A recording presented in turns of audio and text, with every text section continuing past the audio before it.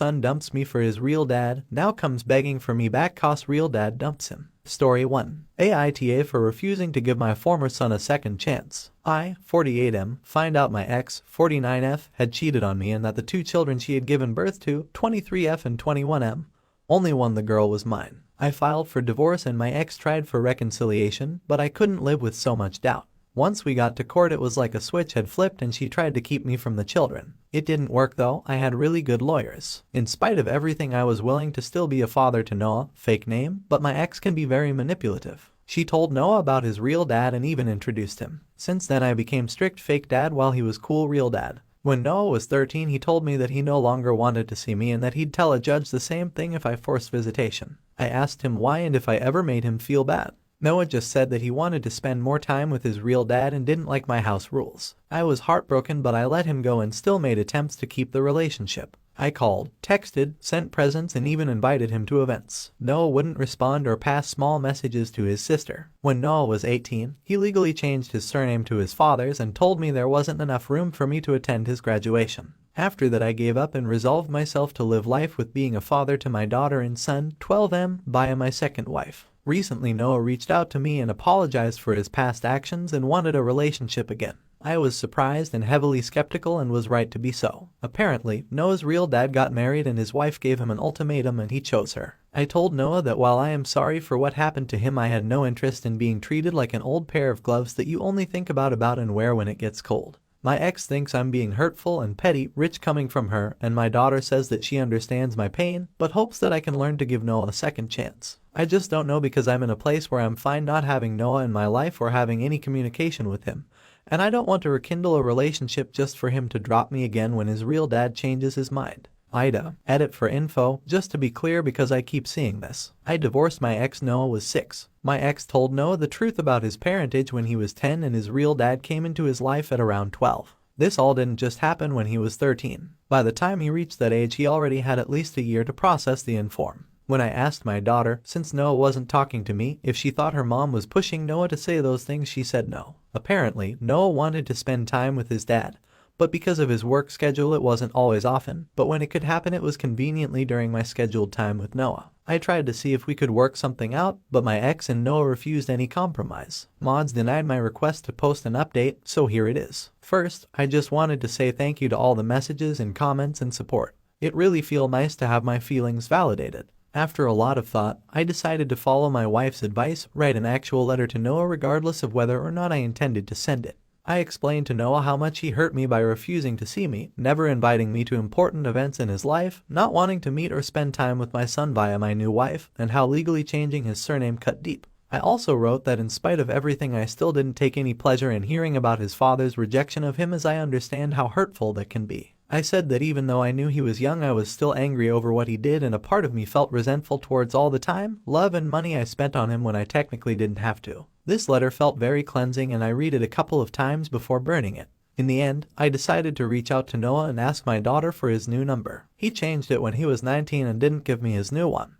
I sent Noah a message reiterating how sorry I was at how his father treated, but I was hurt how it felt like I was being treated as a last resort and the circumstances of his desire to reconnect doesn't make me trust the relationship. I told him that I was willing to have some type of relationship with him again, but only under these specific guidelines. Don't call me dad or refer to me as father in any way. We can readdress this in the future, but right now it honestly feels too soon. Don't ever ask me for money, cosigns for anything either. I'm not going to be his personal ATM for any reason. You invite me to your things, I'll invite you to mine. He's free to complain or talk about his bio dad with or around me, but he needs to understand that I have no kind words for that man and will either say negative things or nothing at all. I expect him to be nice to my son and new wife and treat them with respect. Don't go running to your mom in regards to information about my wife or son's lives as it's none of her business. Don't go running to your mother or sister for any problems you have with me. We either talk about man to man or find someone else. I don't want them trying to put themselves into our business. He needs to understand that going forward our relationship, if we continue to pursue one, is going to be different and will take more work on his end than mine as he is less of a priority to me now that he's an adult.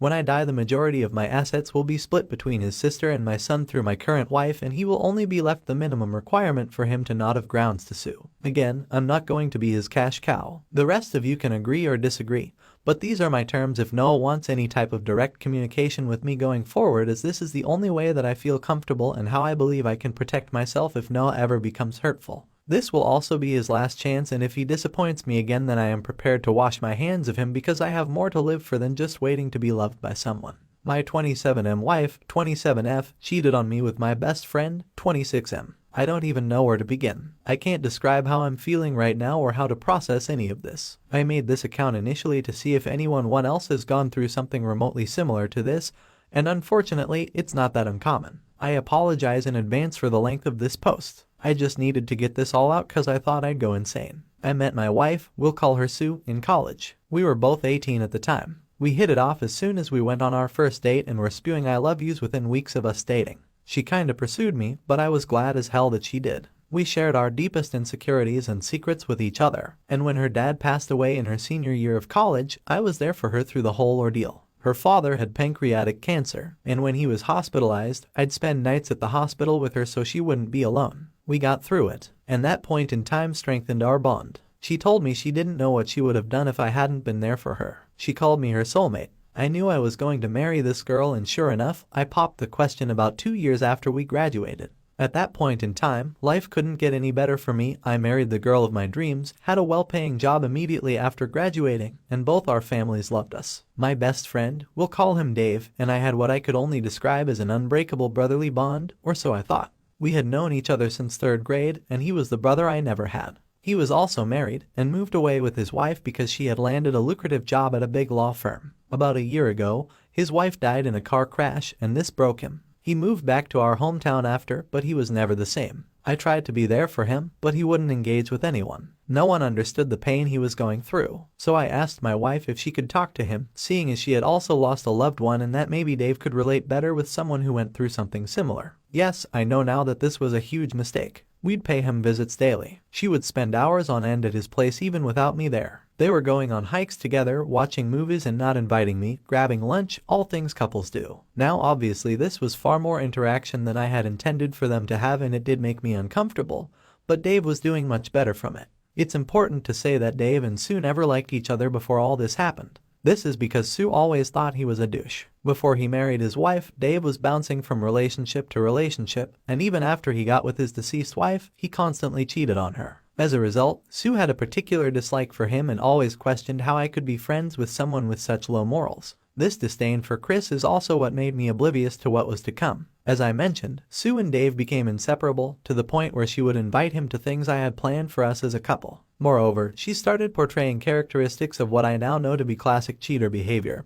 always on her phone, becoming increasingly distant, little to no intimacy, and coming home very late. At this point it was all too suspicious, and one day she was texting and I asked who she was talking to. She said it was one of her girlfriends, and when I asked to see what they were saying, she became very irritated and called me possessive. When I talked to Dave about how uncomfortable their friendship was making me, he assured me nothing was up and even accused me of not trusting him and my own wife. I was getting gaslit. This continued until one day Sue went out again. She said she was going to her sister's for the weekend because she needed some space from me because I was driving her crazy with my accusations. I was still very suspicious and called her sister to confirm if she was indeed expecting Sue to visit. She confirmed that she was, but that Sue had not yet arrived. Mind you, she had left around 3 p.m. and her sister's place is about 4 hours away from where we live. It was now 10 p.m. Something in the back of my head told me to go to my friend's house, so I did. Sure enough, my wife's car is parked a couple of feet away from my friend's house. At this point it was clear as day as to what was going on, and I hate to admit it, but I cried hard. After a few minutes I decided to go in and see if this is really what was happening.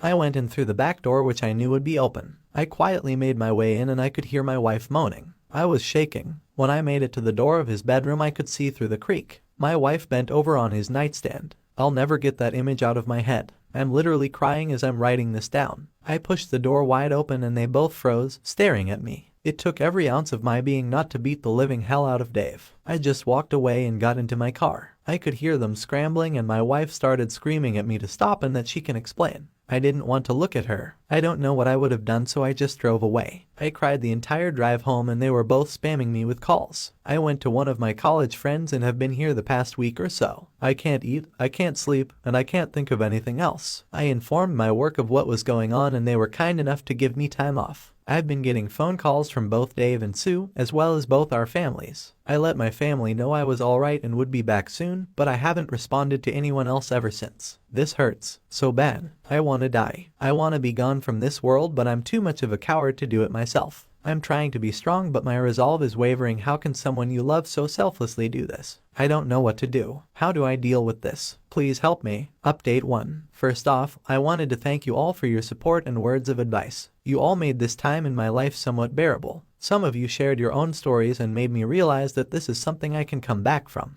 I had many thoughts about self-deletion, but I think I'm past that now. Thank you so much for caring. I don't know what to make of that. There are many more of those kinds of emails, but I wanted to share that one because it left me confused. I definitely don't know the person I married. What do you guys make of it? As many of you guys suggested, as well as family and friends, I contacted a lawyer and met up with her yesterday. I gave her all the details and she seems to be very motivated to help me come out of this as financially whole as possible, given the circumstances. I still love my wife dearly, but I don't know if this is something I can get over. I received lots of messages from Dave too, but I don't want to read them. I often switch from sorrow to rage and don't know how to feel right now. Should I try to see if reconciliation is possible, or should I just end this marriage now and save myself more heartbreak? My family knows everything. Apparently Sue confessed what she had done to everyone. I've been away from everyone for more than 2 weeks now and I still don't know what to do. The pain still feels fresh. Every time I close my eyes I can see nothing else but Sue and Dave together, and the pain doesn't seem to be lessening.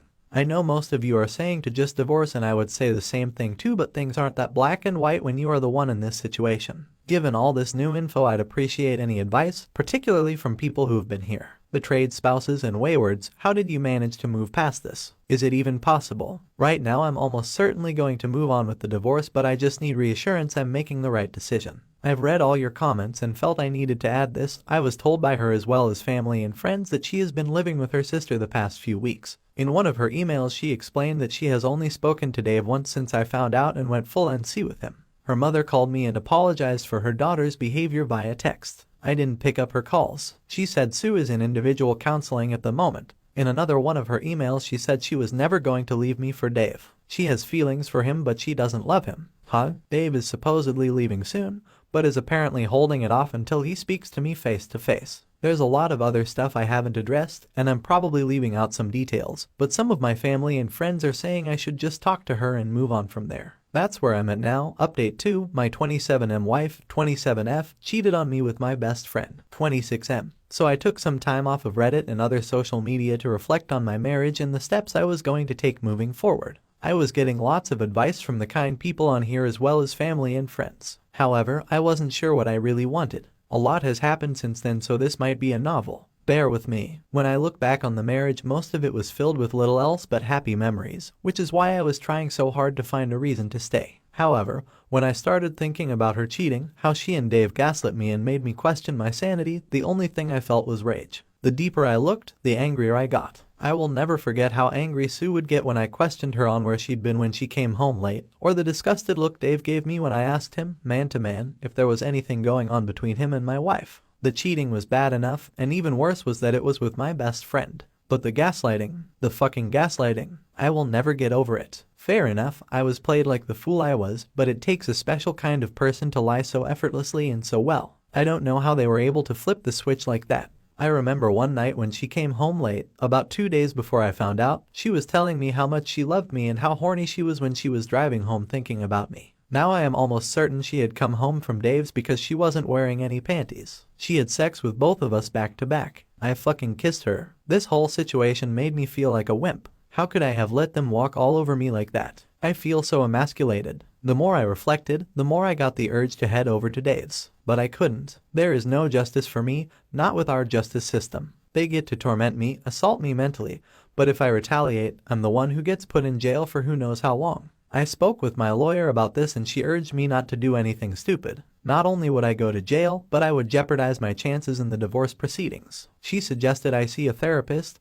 but I don't want to. I don't see the need. I was still getting spammed with emails from Sue, and they were just making me angrier. She was still spewing the same nonsense as before, and how miserable her life would be without me. She even had the nerve to send me Bible verses on forgiveness. If I mattered that much, why do it? I started going to work again because I wanted to be busy. Being distracted has really helped me cope better, and I don't drink as much as I was at the beginning. One day while at work I received a letter from Sue. I wanted to just throw it away but decided to read it. In it, she talked about her individual counseling and how it helped her discover some underlying issues she was having with herself. The biggest of all being her low self-esteem. She explained that the discrepancy in our attractiveness made her very self-aware and that deep down she wanted to feel desired by someone other than me. According to her, her sister has always been much prettier than her and this contributed to her low self-esteem. She said that even though she knew I was attracted to her and that I made her feel beautiful, she sought that validation from someone else. She apologized again and said it wasn't an excuse, but that she was simply looking for a way to make sure it never happens again if should I decide to give her another chance. She then proceeded to ask if we could try marriage counseling to work things out. I still didn't respond to anything she or her family sent me at this point, so I just ignored it. Anyway, I started the divorce proceedings and the first order of business was splitting our finances, and unfortunately, I couldn't untangle myself from her without her consent. We each have separate accounts as well as a joint savings account, and unfortunately, I can't take what I'm entitled to from it without her. Even though I make significantly more than she does and have contributed the most to the money in that account, I'll probably have to split it with her 50-50. So I just proceeded with filing the divorce papers. She was served a few weeks ago, and then the shit show started. The very day she was served, she showed up at my apartment with a divorce petition in her hands. I don't know how she found out where I was. We just stared at each other for what felt like forever, and all the pain from that night came back. All the emotions I felt returned with renewed vigor. I almost teared up again, but I didn't. She looked like she had been crying and she rushed towards me and tried to give me a hug. I gently pushed her away, and this somehow made her hysterical. She started shouting, asking why I was giving up on us so easily,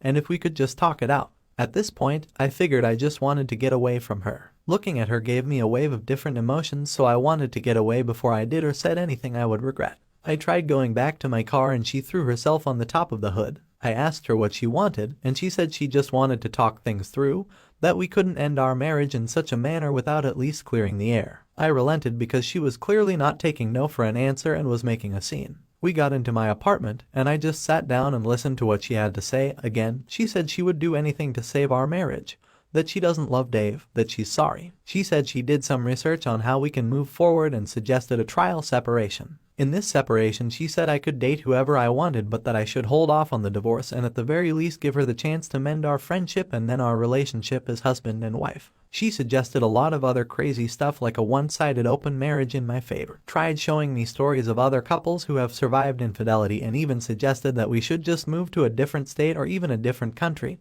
Just the two of us. That part kinda hurt me because we had spoken about moving and starting our family not too long before all this shit happened. When she was done, we just sat there in silence, again just staring at each other. And then I asked her why. Why him? Why cheat on me with him and then come back only after I caught her? She started sobbing really hard when I asked these questions. She said she felt really guilty even during the acts but that she didn't know how to stop. That she was so deep in the affair that he didn't think of the consequences and what she was going to lose. She said that the counseling made her realize that she probably would have cheated on me at some point, if not with Dave and with someone else. This was supposedly because of the same underlying issues that she was unaware of. I asked her if she loved Dave, and she promised me she didn't love him. That they haven't spoken since I left and that she doesn't even know where he is now. That she loved only me and would do anything to make up for what she has done to us. I asked her if she had ever cheated on me before all of this, and she swore on her dead father that this was the first and last time. I asked her who else knew about her and Dave. She hesitated and said only her sister, but that she only knew about it a few days before I found out, and that she implored her to end it and come clean to me. You guys who suggested that the sister knew were spot on. I also asked her why she was begging. Why she didn't just leave to be with Dave. I asked her if she was only doing this because she felt like it was the right thing to do,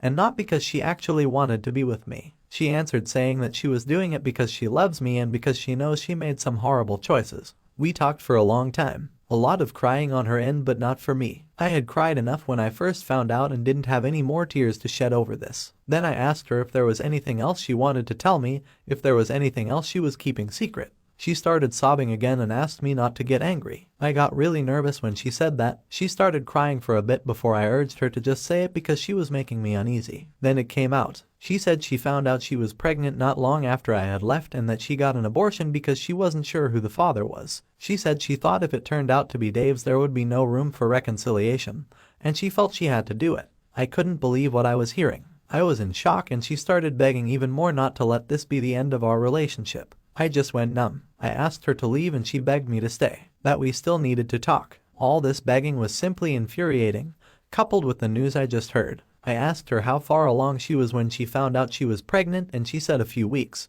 Then it hit me. Wait, you said in an email that you only started having sex with Dave about a week before I found out. Was that a lie? She nodded. She fucking nodded. She explained that she only said that because she didn't want to hurt me with the details and was trying to minimize it. She confessed that it was physical for less than a month. She tried to console me but I pushed her away. I asked her to leave and never come back. She tried saying something but I just started yelling at her to leave. She asked if we could talk again once I've processed everything and I refused. I told her I have found a job in another state and would be moving as soon as the divorce was underway. In our state, there is a 2-month cool-off period after you file. I had already planned on doing this and was just finalizing everything before I resigned from my current job. I had already given my boss a notice at that point. When she heard this, it was more of the same crying and pleading like before. I told her to leave or I would call the police. She reluctantly left, and I just lay on the floor wondering where I went wrong. How did my marriage get to this point in such a short period of time? I just couldn't understand it. I was somewhat sure of the divorce before, but after she and I spoke, I was now more sure of my decision than ever before. I ignored all efforts on Sue's end for contact again.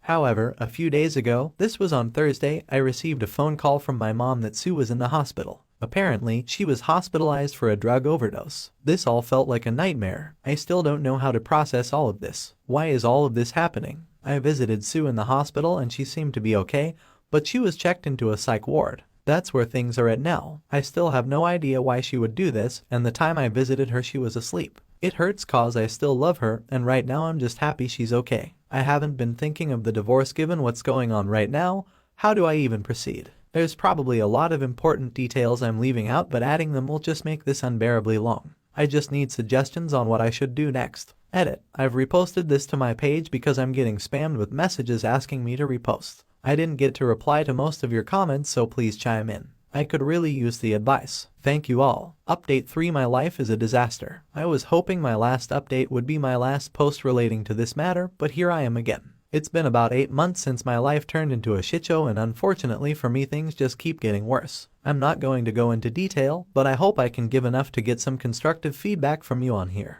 You've been far more helpful than you know. The last time I posted, Sue was in a pretty bad mental state, and fortunately, she got better after some therapy. I felt really bad for her, but I knew I couldn't stay. I know a lot of people have made it through this kind of stuff, but I know myself. Had I stayed, I'd only be doing myself and her more harm than good. I'll never get over it, and will probably harbor some resentment even a couple of years from now. We agreed to divorce, but she wanted us to remain in contact even if it was just minimal. The divorce process was pretty smooth, and we got divorced about a month ago. I moved to the West Coast to start anew, and things were finally starting to look good for me. But then I got a phone call about Sue again from her sister. And long story short, Sue suffered from a stroke. She is almost completely immobile on the left side of her body and can barely speak. I can't even put into words how fucking devastating that was to hear, let alone how crushed I felt when I went to visit her. She looked nothing like the person I knew, and she'd always cry when she saw me. One of the worst parts about all this is I can't help but feel like it's my fault this happened to her. People tell me it isn't, but I feel like it is. Even though her closest family says it's not my fault, I can sense some hostility from them whenever I speak to them. Her aunt cussed me out in front of everyone when she saw me, and they were all silent.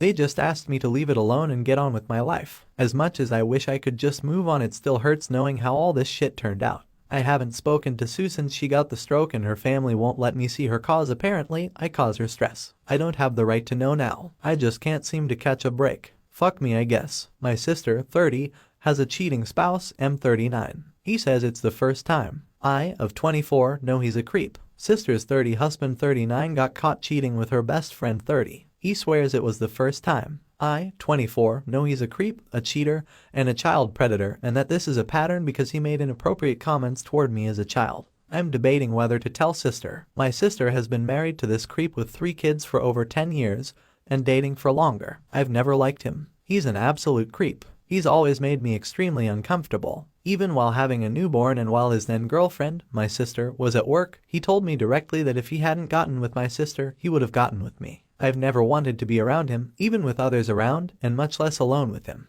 The few unfortunate times that I've been alone with him, he finds a way to make sexual comments which leave me feeling disturbed and upset. At the point when he tried to come onto me as a child, I ran away to my room. I have a really hard time remembering if anything else happened, which makes me think not, but I know I'm creeped out by him to this day. I never told anyone because I didn't want to ruin their relationship and I was scared I'd be called a liar since it was his word against mine. Suffice it to say he also got with my sister when she was underage. Fast forward over a decade, they have many issues in their marriage and fight constantly. They've come close to separating several times, but something always holds my sister back from making the decision, whether it be money, the children, or their marriage. I've been tired of the back and forth for a while, but I've dealt with it because I know as her sister, I need to be supportive. Well, this time, I thought it was finally the end. Long story short, he got caught checking into a hotel with my sister's best friend. He had taken many precautions to not get caught, but we were at the right place at the right time, literally across the street when he pulled in. My sister, our father, my sister's children, and I were on a road trip when we saw his car pull in.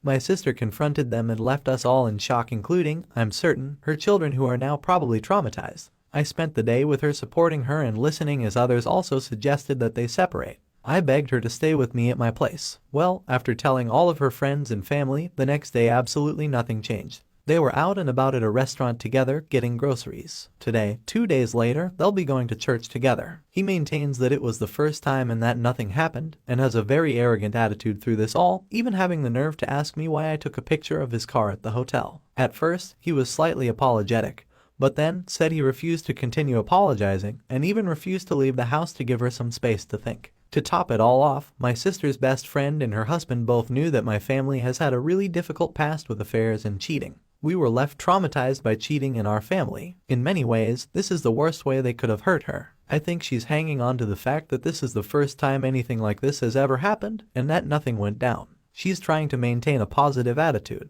I know she's also scared because she is financially dependent on him, and without getting into too much detail, there is evidence against her, although fake, that could put in jeopardy her custody over her children. I've asked her to visit a lawyer, to go to therapy, and to do anything else necessary to start building a case against him. I'm not sure where her head's at right now, and I've asked her to come over to my place to give me an opportunity to tell her. Even though she's scared of what's to come, I know this has probably happened before because of my uncomfortable encounters with him. I know he probably does this to other women around us, and I know this will probably happen again. I also wanted to believe that he would never do anything like this. When she told me she trusted him fully, I tried to do the same and was absolutely shocked when we had to stumble upon this. The problem is I can't move on from this. This has brought back memories of how uncomfortable he's always made me and how none of that was my fault, even though eBay always been the bad guy for not wanting to be in a room with him and never having a good relationship with him. I'm debating whether to tell her my experience with him when I was a child. I want her to know that this is a pattern.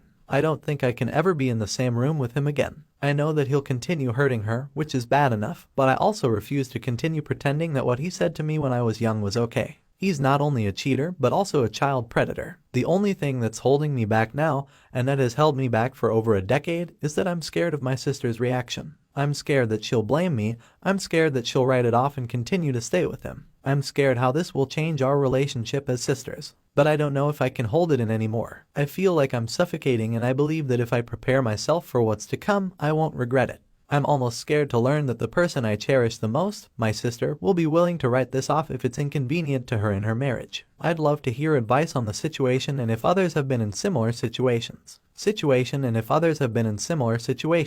I'm really scared of the outcome, but I think this is the right thing to do.